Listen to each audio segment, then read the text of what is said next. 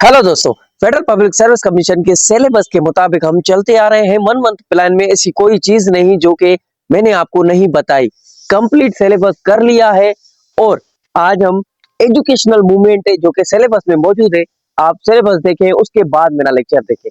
और जो important personality मौजूद है सिलेबस में वो हमने कंप्लीट कर ली। आज से हम एजुकेशनल मूवमेंट स्टार्ट करेंगे। तो चलो लेक्चर को शुरू करते हैं। ये पाकिस्तान हिस्ट्री में, पाकिस्तान अफेयर में एजुकेशनल मूवमेंट कौन कौन से थे और उनसे एमसीक्यूज किस तरह से आ सकते हैं। और इसके बाद इसी वीडियो में हम इस्लामिक स्टडी के और पैगंबर अंबिया जो आया था 7 से 8 नंबर पर, जो अंबिया आया था हजरत आदम अलैहिस्सलाम के बाद, उसके बारे में डिटेल में डिस्कस करेंगे। उसके बाद हम जनरल साइंस के एमसीक्यूज भी देखेंगे। चलो लेक्चर को शुरू करते हैं।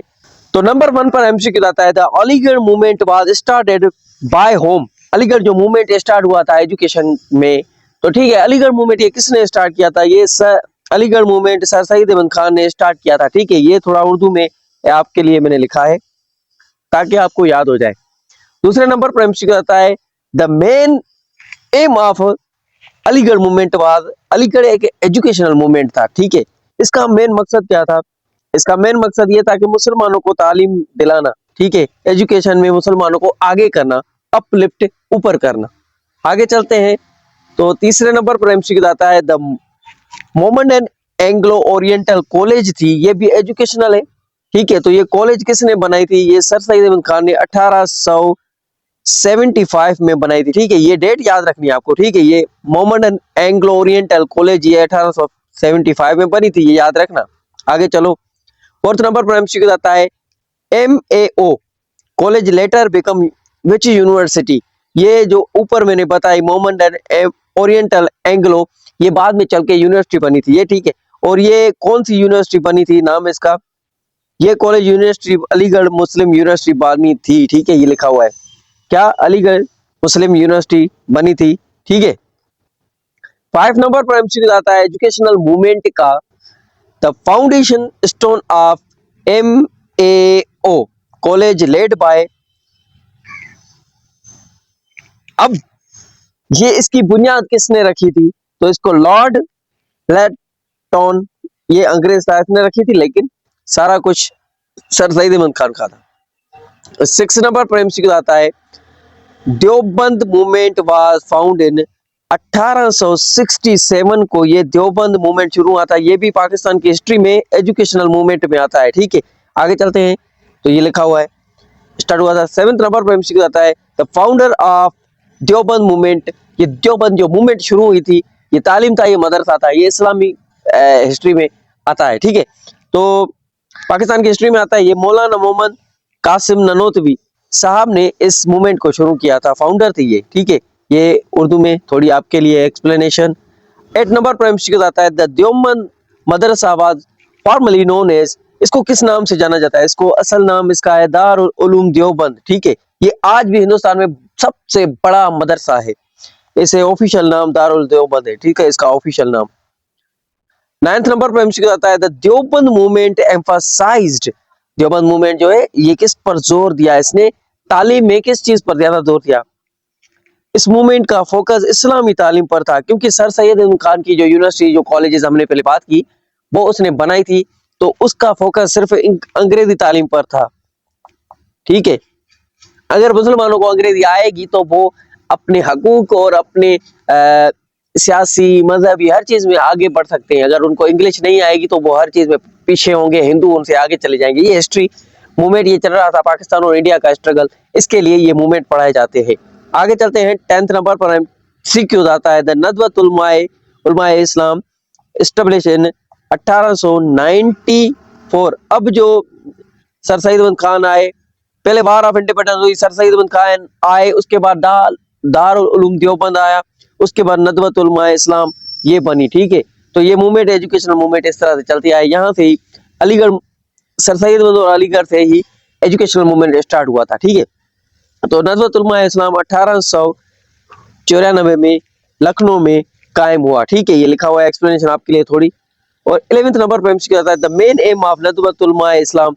नदवत उलमाए इस्लाम ये मदरसा बना, ये क्यों बना पता है? सर सैयद अहमद खान का फोकस इंग्लिश तालीम पर और दारुल उलूम देवबंद का फोकस था सिर्फ इस्लामी तालीम पर, ठीक है। बाद में इन सब में बहुत सारी चेंजेस हुई हैं, पहले यही फोकस था इनका। तो नदवतुल उलमा इस्लाम वालों ने देखा कि सर सैयद अहमद खान की कॉलेजेस यूनिवर्सिटी में इंग्लिश पढ़ाई जा रही है, वहां पर उस पर फोकस है। और नदवतुल उलमा दारुल उलूम देवबंद में सिर्फ इस्लामी तालीम दी जा रही है। एक ऐसा इदारा कायम किया जाए जिसमें ये दोनों तालीम दी जाए। तो फिर नदवतुल उलमा इस्लाम कायम हुआ, इसमें अंग्रेजी, हर सब्जेक्ट इस्लामी, हर चीज पढ़ाई जा रही थी, ठीक है। उन दोनों का काम ये एक कर रहा था। इसका मकसद था मॉडर्न और इस्लामी तालीम दोनों देना। आगे चलते हैं, 12th नंबर पर एमसीक्यू आता है जमीयतुल उलमा इस्लाम।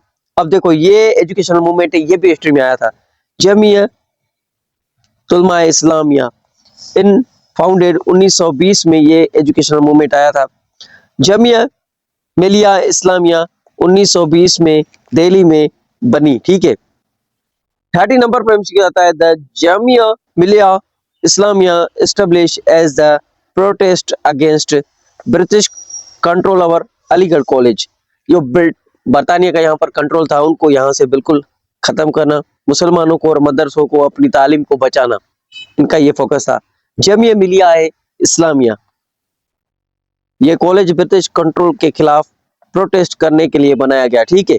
आगे चलते हैं, 40 नंबर पर एमसीक्यू आता है the Muslim educational conference was founded in 1886 को ये मुस्लिम एजुकेशन कॉन्फ्रेंस हुआ था। कॉन्फ्रेंस मतलब कि बहुत सारे लोग बैठकर बातचीत करते हैं, अब हमें क्या करना चाहिए, ये कानून, ये रिफॉर्म, ये सही है, ये गलत है, ये करना है, ये नहीं करना है, इस तरह से बातचीत होती है, उसको कॉन्फ्रेंस बोलते हैं, सिंपल भाषा में।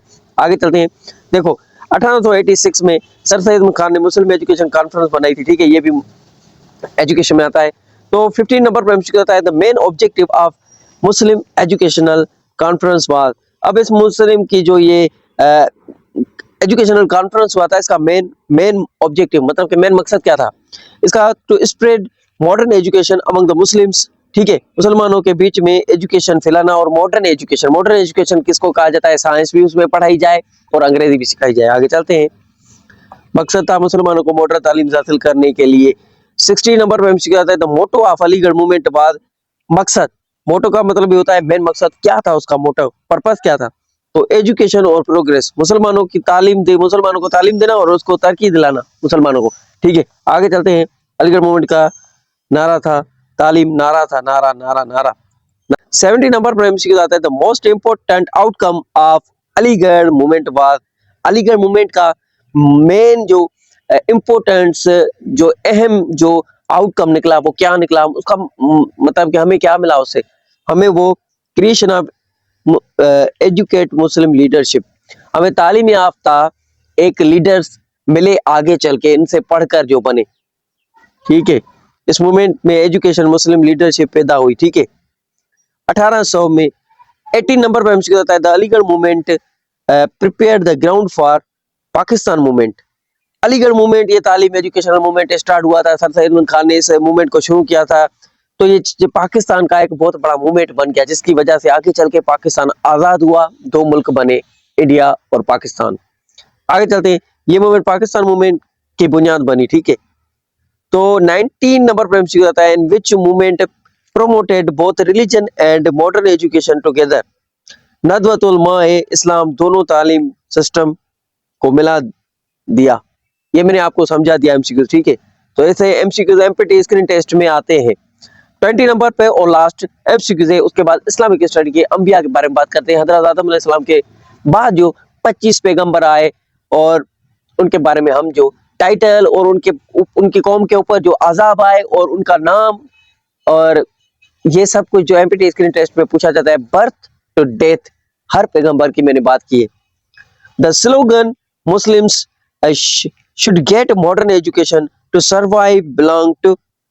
अब देखो मुसलमानों का ये जो नारा था, ये मशहूर क्वाइट सर सैयद अहमद खान का है। The slogan Muslim should get modern education, ये स्लोगन लिखा हुआ है, ठीक है। ये किसका था, ये अलीगढ़ का सर सैयद अहमद खान का था। तो नेक्स्ट अभी हम बात करेंगे हजरत लूत अलैहिस्सलाम की और लूत की कौम की। बहुत ही इंटरेस्टिंग और मजेदार एमसीक्यूज होंगे, देखेंगे आप सीएसएस पास करते हैं, कोई एग्जाम फेल करते हैं या नहीं करते, आपको काबिल होने के लिए पढ़ना चाहिए, आपको जोश होना चाहिए, जज्बा होना चाहिए, हर जगह पर आप फिट हो जाएंगे। एजुकेशनल मूवमेंट और एजुकेटेड लोग वो होते हैं जो कि ये सारी तालीम होनी चाहिए हमें, इस्लामी हिस्ट्री इंग्लिश भी आनी चाहिए, फिर आपको कोई कहीं पर भी पीछे नहीं कर सकता, आप सबसे आगे रहेंगे। चलो शुरू करते हैं इस्लामिक स्टडी को। हजरत हूद लूत अलैहिस्सलाम की कौम के बारे में बात करेंगे। सीएसएस में जो एमपीटी जो कि सीएसएस में जो कि इंपॉर्टेंट एमसीक्यूज है, डेथ टू बर्थ हर पैगंबर की मैंने बात की है इस लेक्चर में। तो नंबर 1 पर एमसीक्यूज आता है, हु वाज द प्रॉफिट लूत अलैहिस्सलाम नेफ्यू ऑफ। हजरत लूत अलैहिस्सलाम से पहले हजरत इब्राहिम अलैहिस्सलाम कल हमने डिस्कस किया, ठीक है, हजरत इब्राहिम अलैहिस्सलाम के बारे में। तो हजरत लूत अलैहिस्सलाम उसके बाद आए, अल्लाह ताला ने उसके बाद इसको भेजा, और ये किसके भतीजे थे? तो ये हजरत इब्राहिम अलैहिस्सलाम के भतीजे थे। दूसरे नंबर पर एमसीक्यू आता है, in which region was profit लूत अलैहिस्सलाम बोर्न। हजरत लूत अलैहिस्सलाम कहां पर पैदा हुए थे? Iraq, Ur region, same as prophet Hazrat Ibrahim अलैहिस्सलाम। जहां पर हजरत इब्राहिम अलैहिस्सलाम आया था वहीं पर ही हजरत लूत अलैहिस्सलाम आया था। आगे चलते हैं, 3 नंबर पर एमसीक्यू आता है, टू विच नेशन वाज हजरत लूत अलैहिस्सलाम सेंट एज मैसेंजर। कौन सी कौम के पास अल्लाह ताला ने हजरत लूत अलैहिस्सलाम को मैसेंजर बनाकर भेजा? तो वो थे पीपल ऑफ लूत, कौम लूत जिसको कहा गया। 4th नंबर पर एमसीक्यू आता है, where did the nation of Lut अलैहिस्सलाम लिव। हजरत लूत अलैहिस्सलाम की कौम किस एरिया में दुनिया में धरती पर रहती थी? Near that the sites of Sodom and Gomorrah. ये दो इलाके हैं, सोदाम और गोमरा, डेड सी के पास। अभी डेड सी है, पहले यहाँ पर ये सिटीज होती थी, अल्लाह ताला ने इनके अज़ाब आया और ये डेड सी बन गई, पहले नहीं थी। तो 5 नंबर पर एमसीक्यू आता है, what was the major sin of Hazrat Lut अलैहिस्सलाम कौम ने किए। हजरत लूत अलैहिस्सलाम ने कौन से ऐसे गुनाह किया, ऐसा क्या किया जिसकी वजह से अल्लाह ताला की उन्होंने नाफरमानी की, अल्लाह ताला के पैगाम को ना माना, हजरत लूत अलैहिस्सलाम की बात को ना माना, फिर अल्लाह ताला ने उस पर आजाब डाल दिया। तो वो होमोसेक्सुअलिटी, मतलब के मर्द मर्द को जना करता आम हो गया था। इनडिसेंट एक्ट, मतलब के बदतमीजी बेहयाई के अमाल यहाँ पर किए जाते, कोई लिहाज नहीं था, गाली गलोच बद अखलाकी, ये सब एक्ट होते हैं, ये सारे गलत अमाल इनडिसेंट होते हैं। 6 नंबर पर एमसीक्यू आता है, व्हाट मैसेंजर डिड लूत अलैहिस्सलाम प्रीच टू हिज पीपल। हजरत लूत अलैहिस्सलाम ने अपनी कौम को, अपने लोगों को क्या पैगाम दिया, क्या तबलीग की? प्रीच का मतलब होता है तबलीग। तो उन्होंने कहा कि अल्लाह ताला पर यकीन रखो, ईमान रखो, ठीक है, अल्लाह एक है, उसके सिवा कोई इबादत के लायक नहीं है, और उसने जो आपको कहा है वो ही करो। मोडेसिटी, मोडेसिटी का मतलब होता है आप बेहयाई से दूर चले जाओ, बदअखलाकी से दूर चले जाओ, ऐसे ऐसे लिबास से बचो जो कि आजकल आम हो गया है लिबास। ये लिबास हजरत लूत अलैहिस्सलाम की कौम को भी अल्लाह ताला ने मना किया था, ऐसा लिबास ना पहनो औरतों को, मर्दों को, जिससे मतलब कि आप समझ गए बेहयाई के वल्गर जो चीजें होती हैं वो उनसे दूर रहो। मॉडरेस्ट का मतलब होता है बदतमीजी, बेहयाई, बेशर्मी, ऐसे गलत जो अल्फाज यूज होते हैं उनसे आप बचो, और अच्छा तरीका इख्तियार करो, मोडेस्ट बनो, ठीक है। तौहीद और हया शर्म के बारे में तबलीग की, ठीक है, हजरत लूत अलैहिस्सलाम। 7th नंबर पर एमसीक्यू आता है, how did his people respond to his preaching. Lut अलैहिस्सलाम जो लोगों को ये समझाते, अल्लाह ताला के बारे में अच्छे इखलाक सिखाते, बेहयाई के कामों से, वल्गर चीजों से रोकते, लेकिन उन्होंने इसको दे मॉकेड एंड रिजेक्टेड हिम, उन्होंने इनकी बात नहीं मानी, और मॉकेड का मतलब होता है उसका मजाक उड़ाया, ठीक है, उसका मजाक उड़ाया। डिवाइन पनिशमेंट, मतलब कि अल्लाह ताला की आजाब, खुदाई आजाब, डिवाइन खुदाई पनिशमेंट, सजा, अल्लाह ताला की तरफ से क्या सजा मिली लूत अलैहिस्सलाम की कौम को। 8 नंबर पर एमसीक्यू है, what kind of the punishment did Allah Saint on the people of लूत। जो हजरत लूत अलैहिस्सलाम की कौम थी उसके पास अल्लाह ताला ने कौन सा अजाब भेजा, वो अर्थ को एक बहुत बड़े खतरनाक जलजले आ गए, वो सारे गर्क हुए। स्टोन्स फ्रॉम द स्काई, आसमान से पत्थर बरसने लगे उनके ऊपर। ये सूरह अल हिज्र 15 सूरत और 73 आयात में ये मौजूद है, ठीक है। 9 नंबर पर हमसे होता है विच एंजल केम टू प्रॉफेट लूत अलैहिस्सलाम with the passenger of punishment. देखो हजरत जिब्राइल अलैहिस्सलाम ने ये आया प्रॉफेट लूत के पास और मैसेज लेके आया पनिशमेंट का, ठीक है। 10th नंबर पर एमसीक्यू आता है what was the behaviour of Lut अलैहिस्सलाम वाइफ। अब इसके जो हजरत लूत अलैहिस्सलाम की वाइफ थी उसने हजरत लूत अलैहिस्सलाम का साथ दिया या नहीं दिया, ये पूछा गया है इस एमसीक्यू में। उसका बिहेवियर क्या रहा इस सारे मामलात में, तो उसने ये किया, वो डिसबिलीवर बनी, उसने ईमान नहीं आना, उसको ईमान नहीं आया। वो सपोर्टेड सिनर्स, उसने गुनाहगारों का सपोर्ट किया इसकी वाइफ ने, और ये भी यहाँ पर गर्क हो गई। ये सूरह तहरीम 60 सिपारा 66 आयत और ये नंबर 10 यहाँ पर कुरान पाक में मौजूद है। 11th नंबर पर हमसे आता है what was the end of लूत वाइफ। हज़रत लूत अलैहिस्सलाम की वाइफ का एंड क्या हुआ।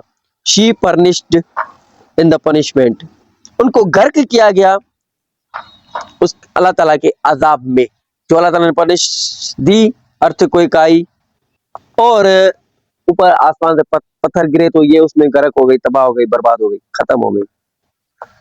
12th नंबर पर एमसीक्यू आता है what was the what kind of stones fail upon the nation of लूत। हज़रत लूत अलैहिस्सलाम की कौम पर जो आसमान से पत्थर गिरे वो किस किस्म के थे।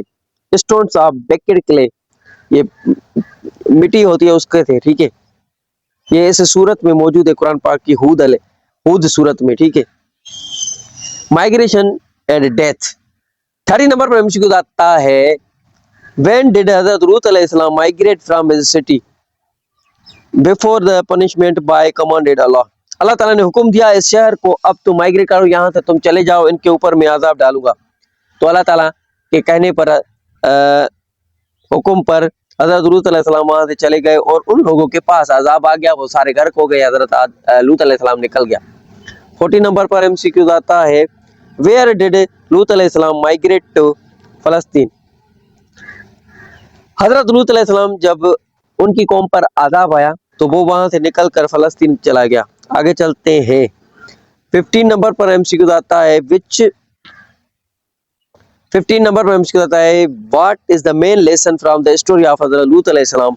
हजरत लूत अलैहिस्सलाम की ये जो स्टोरी है इससे हमें क्या लेसन, क्या सबक मिलता है। वार्निंग मिलती है अगेंस्ट इमोरलिटी, बदअखलाकी और नाइंसाफी, इन काबों से अल्लाह ताला ने मना किया है। ये हमें सबक मिलता है, लेसन मिलता है हजरत लूत अलैहिस्सलाम की स्टोरी से। तो 16 नंबर पर एमसीक्यू आता है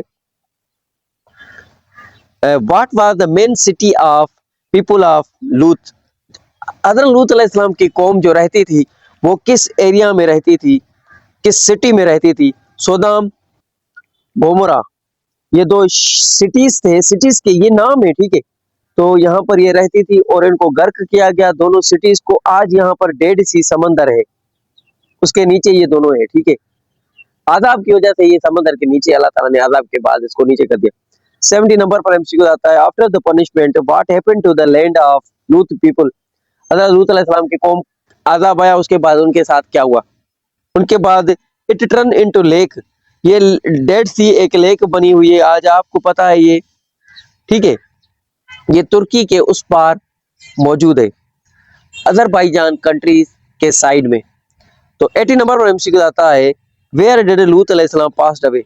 लूत अलैहिस्सलाम कब डिमाइज हुए, लूत अलैहिस्सलाम की कौम कब पास हुआ। तो नियर जोर जॉर्डन, नियर जोर जॉर्डन, ये जॉर्डन मुल्क है और यहाँ पर हजरत लूत अलैहिस्सलाम की वफात हुई। यहाँ पर एक शॉर्ट फॉर्म में लिखा हुआ है लेसन क्या मिला और सूरत कौन सी रेफरेंस के लिए हम दे सकते हैं। 90 नंबर पर ये लिखा हुआ है मोरल, हमने ये सीखा, ये होना चाहिए। ये मैंने सारी बातें की आपसे अभी एमसीक्यूज, ठीक है। तो ये शॉर्ट फॉर्म में ये बोनस टिप है। के सारी समरी। तो अभी हम बात करते हैं सेट 8 पे, जो कि जनरल साइंस का पोर्शन हमने कंप्लीट किया है।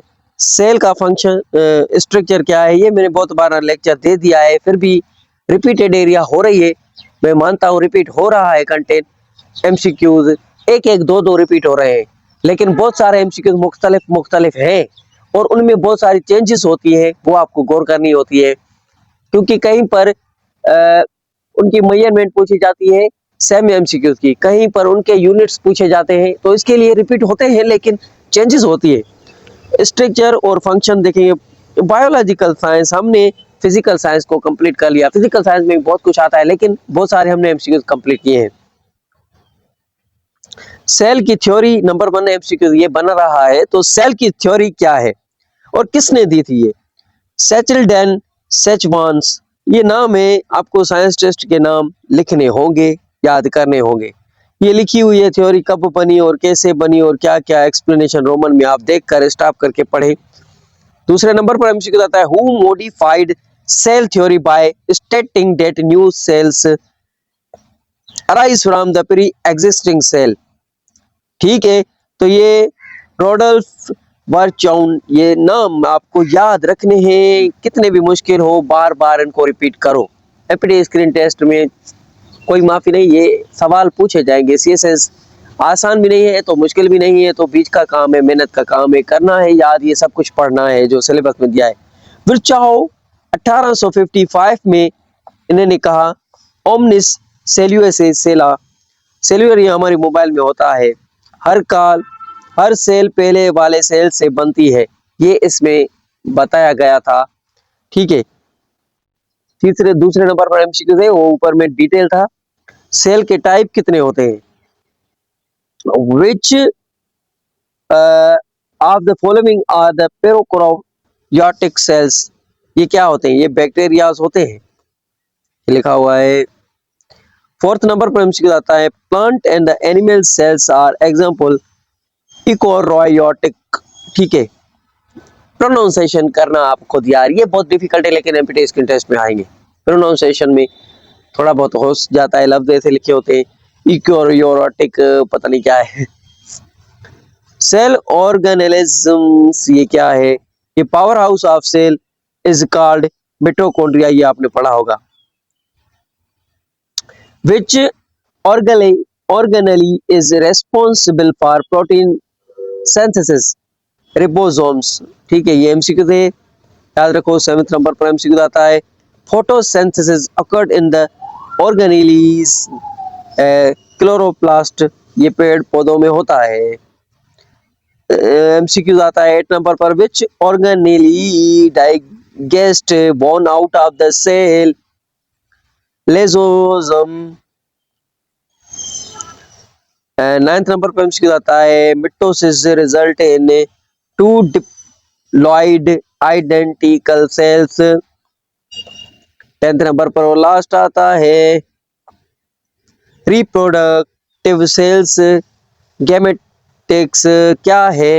ये लिखा हुआ है, ये एग स्पर्म्स बनती है, क्रोमोसोम्स बनते हैं, फिर आगे ये प्रोसेस चलता है, बच्चा पैदा होता है। Keep watching, stay connected. Allah Hafiz.